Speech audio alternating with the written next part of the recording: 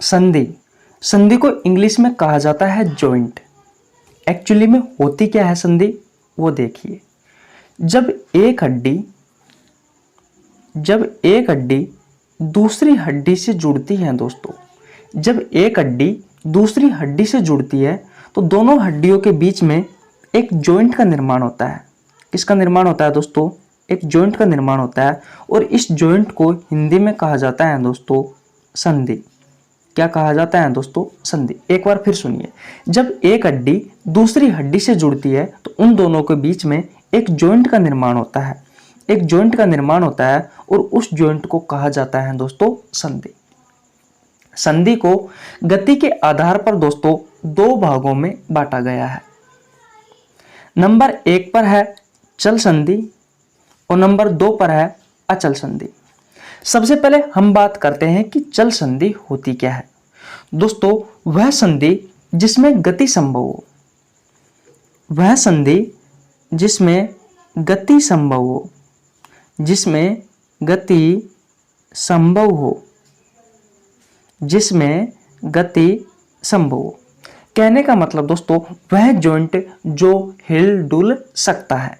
बात क्लियर है, वह गति कर सकता है, जैसे कि हमारा हाथ गति करता है, जैसे कि हमारा पैर गति करता है, जैसे कि हमारी कोहनी है वो गति करती है, घुटना गति करता है, हमारी गर्दन गति करती है। तो दोस्तों ये सब हम किस में पढ़ेंगे, चल संधि में पढ़ेंगे। बात क्लियर है। उसके अलावा दोस्तों अब बात करते हैं हम अचल संधि की, कि अचल संधि होती क्या है। तो दोस्तों वह संधि जो गति नहीं करती है, जिसमें गति नहीं होती है। दोस्तों ऐसा कोई जॉइंट है क्या जिसमें गति नहीं होती, या फिर ऐसी कोई संधि है क्या जिसमें गति नहीं होती? तो जी हाँ दोस्तों है। नंबर 1 पर बात करते हैं दोस्तों ऐसी संधि के बारे में जिसमें गति नहीं होती। गति नहीं होती, वह है कपाल। क्या है दोस्तों, कपाल है। कपाल की बात की जाए दोस्तों तो कपाल में 8 अस्थि होती है, जैसे कि फ्रंटल हो गया, ओसिपिटल हो गया, पेराइटल हो गई।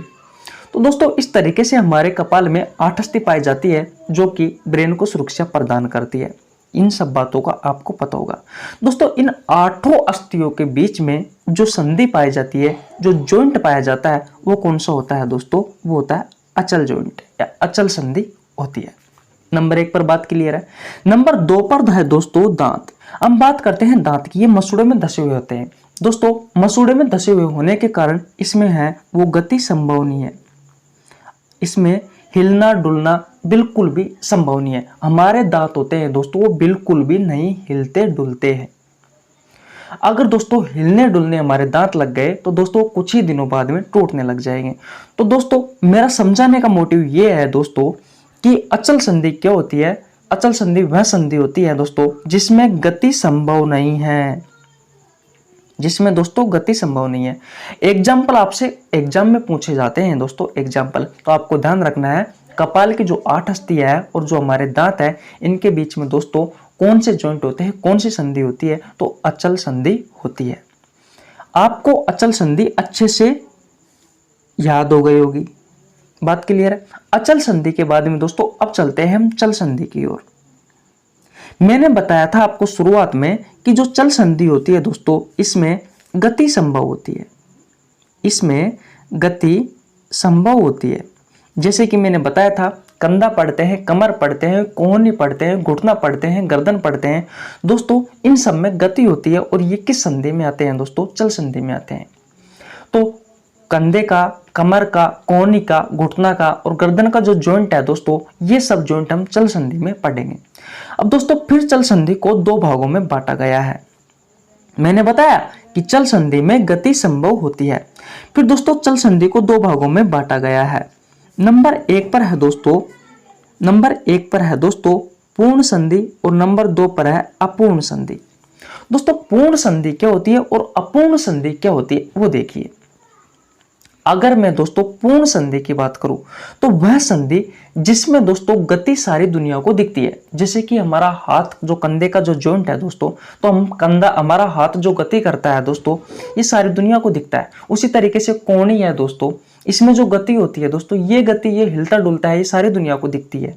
जैसे कि दोस्तों हमारा कमर है, कमर से पैर जुड़ा हुआ है दोस्तों, फीमर जुड़ी हुई है, तो हमारा पैर जो हिलता डुलता है दोस्तों सारी दुनिया को दिखता है। उसी तरीके से हमारा घुटना है, घुटना दोस्तों पूरा हिलता डुलता है, पूरा नहीं कहने का मतलब एक दिशा में हिलता डुलता है। तो दोस्तों इस प्रकार की जो संधि होती है दोस्तों, वो पूर्ण संधि होती है। कहने का मतलब वह संधि जो सर्वाधिक हो, जिसमें गति सर्वाधिक हो, या फिर दोस्तों जिसे आप बाहर से भी देख सकते हो, पूरी दुनिया को दिख सके, वह संधि दोस्तों पूर्ण संधि कहलाती है। अपूर्ण संधि की बात करें दोस्तों, तो वह संधि जिसमें गति तो संभव है, वह संधि जिसमें गति तो संभव है दोस्तों। जो अपूर्ण संधि है इसमें गति तो संभव है, लेकिन दोस्तों अत्यंत कम मात्रा में, कम गति होती है दोस्तों। कम गति कैसी होती है? जैसे कि दोस्तों रीढ़ की हड्डी है, रीढ़ की हड्डी दोस्तों जब आप झुकते हो दोस्तों, जब आप झुकते हो तो ना मात्र हमारी हड्डी में 26 हड्डियां होती है, 26 कशेरुका का होती है दोस्तों। जब आप झुकते हो तो दोस्तों बहुत कम मूवमेंट होता है, बहुत कम। तो कहने का मतलब जिसमें गति कम हो वो अपूर्ण संधि में रखी जाती है। उसी तरीके से दोस्तों पसलियां है हमारी, इन पसलियां होती है दोस्तों। तो जब हम फिजिकल देने जाते हैं आर्मी का या फिर कोई का किसी का भी, तो दोस्तों हमें सीना फुलवाया जाता है। सीना फुलवाते टाइम दोस्तों हमारी पसलियां है वो दोस्तों बाहर की तरफ निकलने लगती है, छाती में, सीने में। एक्चुअली में दोस्तों जब बाहर की तरफ निकलने लगती है तो हमें ऐसा लगता है कि हमारी पसलियां फूली हुई है। तो दोस्तों रीढ़ की हड्डी और पसलियों के बीच में दोस्तों जो संधि होती है उसे अपूर्ण संधि में गिना जाता है। किस संधि में गिना जाता है दोस्तों? अपूर्ण संधि में गिना जाता है। ये बात हो गई अपूर्ण संधि की। अब दोस्तों बात और लास्ट एंड फाइनल बात कर लेते हैं दोस्तों हम पूर्ण संधि की। मैंने कहा दोस्तों इसमें गति तो होती है, और दोस्तों गति भी ऐसी होती है जो सारी दुनिया को दिखे, यानी कि सर्वाधिक गति होती है। कैसी गति होती है दोस्तों? सर्वाधिक गति होती है। और दोस्तों सर्वाधिक गति होने के साथ साथ ही दोस्तों इसके उदाहरण कौन कौन से हैं? तो इसमें हम मुख्यतः हमारी एग्जाम की दृष्टि से 5 जॉइंट पढ़ते हैं, 5 संधि पढ़ते हैं। बॉल व सॉकेट का joint, hinge joint, pivot joint, gliding joint और सैडल जॉइंट। दोस्तों ये 5 जॉइंट हम किस में पढ़ते हैं? हम पढ़ते हैं दोस्तों पूर्ण संधि में। कहने का मतलब इन 5 जॉइंटों में जो गति होती है दोस्तों वो सारी दुनिया को दिखती है। नंबर 1 पर स्टार्ट करते हैं, बॉल व सॉकेट जॉइंट। नंबर 1 पर है दोस्तों बॉल एंड सॉकेट जॉइंट। दोस्तों यह जो जॉइंट पाया जाता है, यह पाया जाता है कंधा व कमर में, कंधा व कमर में यह जॉइंट पाया जाता है। जैसा कि आपको डायग्राम में दिख रहा है दोस्तों, इसमें एक अस्थि बॉल के समान होती है, इसमें एक अस्थि बॉल के समान होती है और दूसरी अस्थि सॉकेट के समान होती है। दोस्तों इस सॉकेट में यह बॉल दोस्तों चारों तरफ घूमती रहती है, जिसके कारण दोस्तों हमारा हाथ चारों तरफ गति करता रहता है। बात क्लियर है दोस्तों? अगर आपसे क्वेश्चन पूछा जाए कि कंधा व कमर में कौन सा जॉइंट पाया जाता है दोस्तों, तो बॉल व सॉकेट जॉइंट पाया जाता है। लगभग दोस्तों ये 360 डिग्री गति करता है। कितनी गति करता है? 360 डिग्री गति करता है। दोस्तों सर्वाधिक गति करता है ये जॉइंट, इस बात को भी आपको ध्यान रखना है। अगर आपसे पूछा जाए कि वह जॉइंट जो सर्वाधिक गति करता है, तो दोस्तों वह जॉइंट है बॉल व सॉकेट का जॉइंट। बात क्लियर? अब चलते हैं अगले जॉइंट की ओर। नंबर 2 पर है दोस्तों सैडल जॉइंट। सैडल जॉइंट होता है क्या है दोस्तों? बॉल व सॉकेट जॉइंट का छोटा रूप होता है। इसमें भी दोस्तों होता क्या है, एक बॉल होती है और दोस्तों वह बॉल एक सॉकेट में घूमती रहती है। जैसे कि दोस्तों हमारा अंगूठा है, ये अंगूठा को आप देखोगे दोस्तों तो ये चारों तरफ घूम जाता है। तो मैं कह सकता हूं कि बॉल व सॉकेट जॉइंट का छोटा रूप है। तो दोस्तों ये जॉइंट कहां पर पाया जाता है मेरे भाइयों? ये जॉइंट पाया जाता है अंगुलियों में, वह अंगूठे में दोस्तों यह जॉइंट पाया जाता है, जैसा कि आपको डायग्राम में दिखाई दे रहा है। बात क्लियर है? अब चलते हैं अगले जॉइंट की ओर। नंबर 3 पर है दोस्तों ग्लाइडिंग जॉइंट। कौन सा जॉइंट दोस्तों? Gliding joint. जो दोस्तों ये ग्लाइडिंग जो जॉइंट है दोस्तों, ये पाया जाता है कलाई में और पाया जाता है दोस्तों एडी में। पता है आपको कलाई कहाँ पाई जाती है दोस्तों? हमारे हाथ में जो कलाई होती है और हमारे पैर में जो एडी पाई जाती है दोस्तों, इनके बीच में, इनकी हड्डियों के बीच में दोस्तों जो जॉइंट होता है दोस्तों, उस जॉइंट को कहा जाता है दोस्तों ग्लाइडिंग जॉइंट। जैसा कि दोस्तों आपको डायग्राम में दिखाई दे रहा है, जैसे कि दोस्तों ये जॉइंट रहे, ये जॉइंट कौन से हैं दोस्तों, ये जॉइंट है ग्लाइडिंग जॉइंट। बात क्लियर है। अब चलते हैं अगले जॉइंट की ओर। अगला जॉइंट है दोस्तों पाइवट जॉइंट। इस पाइवट जॉइंट को दोस्तों खूंटी जॉइंट भी कहा जाता है। इस पाइवट जॉइंट को दोस्तों खूंटी जॉइंट भी कहा जाता है, क्योंकि दोस्तों आपको पता है जो रीढ़ की हड्डी होती है, इस रीढ़ की हड्डी में गर्दन के पास में जो सबसे पहली हड्डी होती है दोस्तों, उसे कहा जाता है एटलस हड्डी। और नंबर 2 पर है दोस्तों, उसे कहा जाता है एक्सिस हड्डी। दोस्तों ये एक्सिस जो हड्डी होती है नीचे वाली होती है, और दोस्तों ये एटलस वाली हड्डी होती है, ये ऊपर वाली हड्डी होती है। जैसे कि दोस्तों मैं आपको डायग्राम में बना के दिखाता हूँ। इस हड्डी पर दोस्तों ये चारों तरफ गति करती रहती है। कौन? एटलस गति करती रहती है। कभी तो दोस्तों ये इस तरफ मुंह करेगी, कभी इस तरफ मुंह करेगी, कभी ऊपर की तरफ जाएगी, कभी नीचे की तरफ जाएगी। इसलिए दोस्तों इस हड्डी को या इस जॉइंट को हम कह सकते हैं दोस्तों कि हाँ या ना का जॉइंट, क्योंकि दोस्तों हम जो गर्दन होती है हमारी, इससे हम हाँ भी करते हैं। अगर आपसे पूछा जाए कि आपने खाना खाया, तो हाँ अपन कहेंगे हाँ। अगर आपसे पूछा जाए आप कल स्कूल गए, तो आप कहोगे ना। कहने का मतलब हाँ या ना कह सकते हो, आप कुछ भी कह सकते हो। तो दोस्तों हमारी जो एटलस होती है दोस्तों, ये एक्सिस पर घूमती है, इसलिए दोस्तों इसे हाँ या ना का जॉइंट भी कहा जाता है। और दोस्तों इसे खूंटी जॉइंट क्यों कहा जाता है दोस्तों, क्योंकि इसमें जो एक हड्डी होती है उसके चारों तरफ जो दूसरी हड्डी होती है हमारी एटलस, ये घूमती रहती है एक्सिस के चारों तरफ। बात क्लियर? जिससे दोस्तों हम हमारी गर्दन को इधर उधर दिशाओं में दोस्तों हम कर सकते हैं, जैसे कि left to right, left to left, जैसे कि ऊपर या नीचे की तरफ। यहाँ तक बात क्लियर है। तो दोस्तों ये पाइवट जॉइंट जो पाया जाता है दोस्तों, ये जॉइंट पाया जाता है गर्दन में। अब चलते हैं अगले जॉइंट की ओर। अगला जो जॉइंट है दोस्तों वो है हमारा हिंज जॉइंट। कौन सा जॉइंट है मेरे भाई? हिंज जॉइंट है, हिंज जॉइंट। हिंज जॉइंट में होता क्या है दोस्तों, इसमें जो गति होती है वो एक दिशा में होती है। इसमें जो गति होती है दोस्तों एक दिशा में होती है। जैसे कि हमारी कोहनी है, कोहनी को देखोगे दोस्तों आप, तो 360 डिग्री नहीं घूम पाती है, सिर्फ एक ही दिशा में चलती है। उसी तरीके से पैर का जो घुटना होता है दोस्तों, वो भी एक ही दिशा में गति करता है। तो अगर आपसे पूछा जाए कि कोहनी व घुटने में कौन सा जॉइंट पाया जाता है, तो कोहनी व घुटने में जो जॉइंट पाया जाता है दोस्तों, वो पाया जाता है हिंज जॉइंट। अब चलिए दोस्तों आपको अगर ये अच्छे से समझ में आ गया है दोस्तों, तो इसकी हम क्वेश्चन लगा लेते हैं कि आपको कितना समझ में आया है, कितना नहीं समझ में आया। दोस्तों अगर आपको समझ में नहीं आया तो चिंता करने की कोई दिक्कत नहीं है दोस्तों, क्योंकि आपको जो क्वेश्चन है उस क्वेश्चनों में सब कुछ समझ में आने वाला है। किस तरीके से एग्जाम में क्वेश्चन पूछे जाते हैं दोस्तों, आज हम उन पर डिस्कस करने वाले हैं। अगर आपको ये समझ में नहीं आया, अगर आपको केवल क्वेश्चन ही देखते हो दोस्तों, तो क्वेश्चन में भी मैं इतना आपको विश्वास दिला सकता हूँ दोस्तों कि क्वेश्चन से भी आपको एग्जाम में एक भी क्वेश्चन नहीं छूटेगा, सिर्फ क्वेश्चन से। तो दोस्तों जुड़े रहिए हमारे साथ और वीडियो को अंत तक जरूर देखें दोस्तों।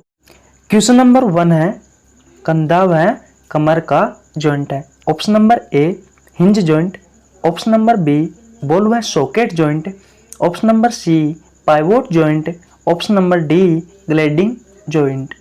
दोस्तों आपकी जानकारी के लिए मैं बता दूं कि जो कंधा और कमर में जो जॉइंट पाया जाता है दोस्तों, वह जॉइंट है बॉल व सॉकेट का जॉइंट। इसमें दोस्तों होता क्या है, एक अस्थि बॉल के समान होती है और दोस्तों इसमें एक अस्थि सॉकेट के समान रहती है। दोस्तों सॉकेट में बॉल लगी रहती है और जिस तरीके से सॉकेट में बॉल 360 डिग्री गति करती है, उसी तरीके से हमारा हाथ 360 डिग्री गति करता है। इसी तरीके से हमारा हाथ हिलता डुलता रहता है। बात क्लियर है? अगर एग्जाम में आपसे क्वेश्चन पूछा जाए कि कंधा व कमर का जो जॉइंट है वह कौन सा जॉइंट है, तो आपका राइट आंसर कौन सा होगा दोस्तों? बॉल व सॉकेट का जॉइंट। अब चलते हैं अगले क्वेश्चन की ओर। सेकंड क्वेश्चन है सर्वाधिक गति किस जॉइंट में होती है? Option number A hinge joint, option number B ball व socket joint, option number C है pivot joint, option number D है ग्लाइडिंग जॉइंट। दोस्तों अभी मैंने थोड़ी देर पहले बताया कि सर्वाधिक गति होती है दोस्तों वो बॉल व सॉकेट वाले जॉइंट में होती है, जो कि कंधा और कमर में पाया जाता है। कंधा और कमर में पाया जाता है। बात क्लियर है?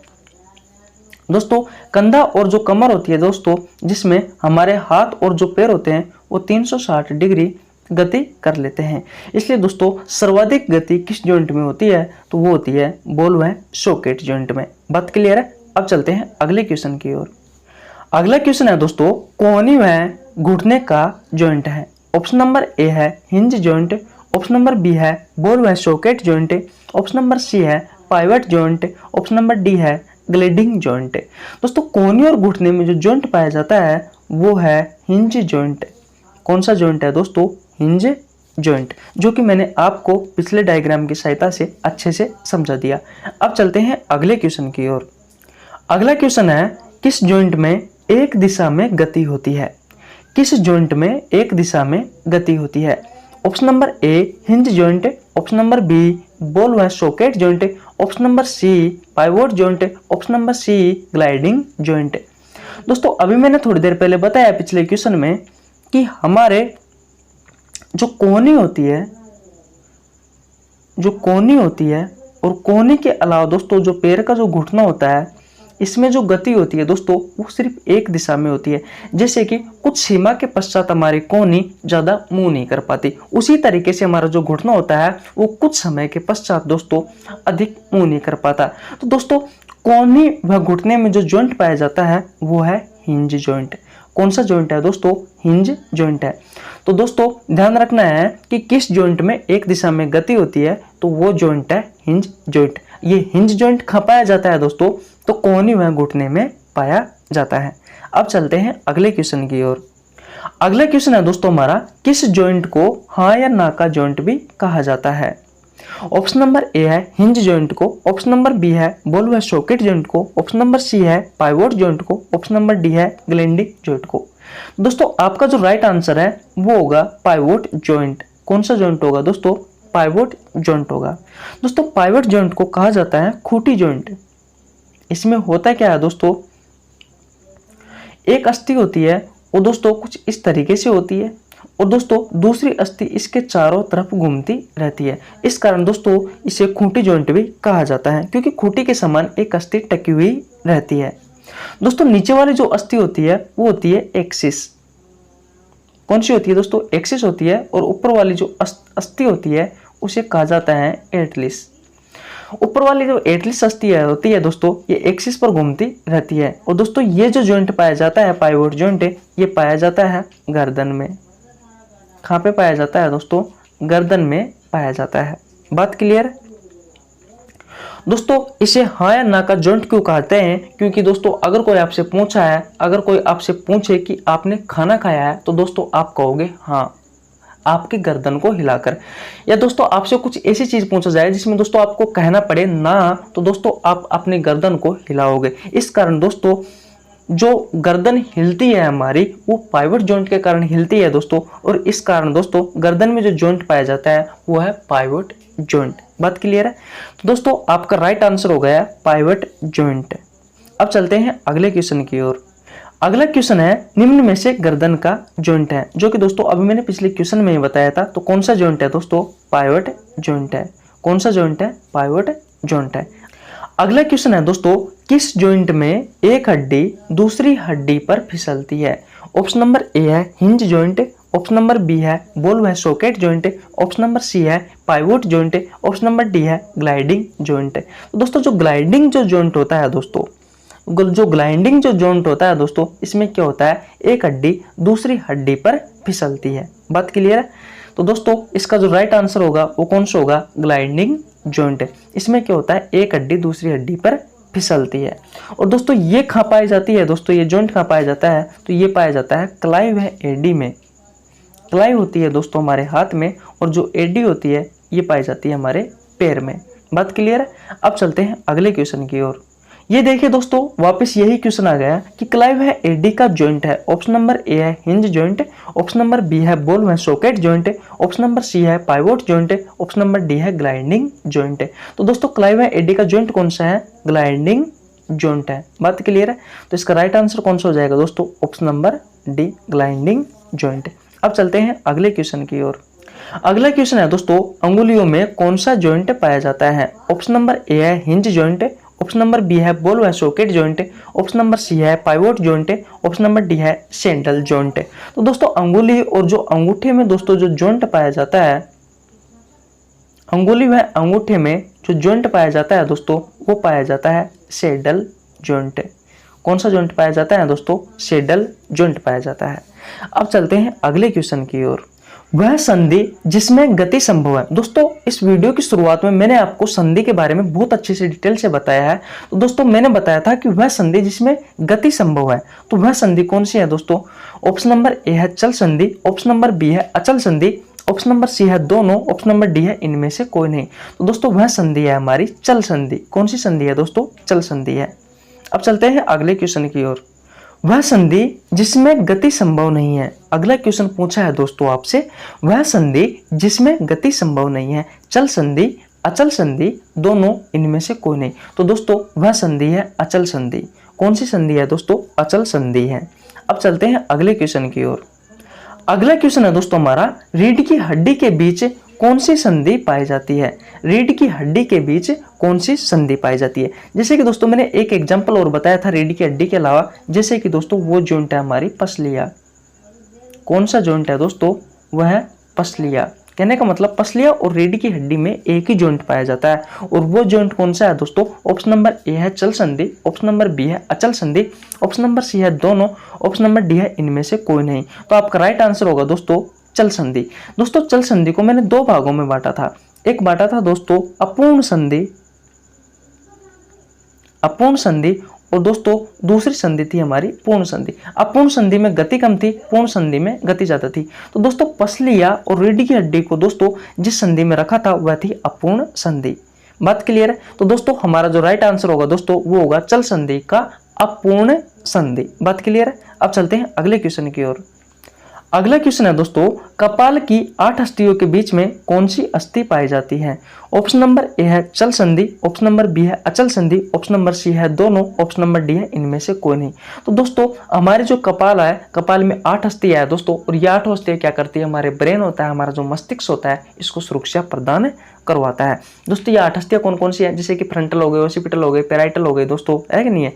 ये सारी अस्थियां 8 अस्थि होती है दोस्तों, और भी एक दो और भी है, वो हमारे काम की नहीं है दोस्तों। हाँ मैंने कंकाल तंत्र में पढ़ा रखा है दोस्तों, अगर आपने वीडियो नहीं देखी है तो जाओ चैनल पर जाओ और आप वीडियो देख सकते हो।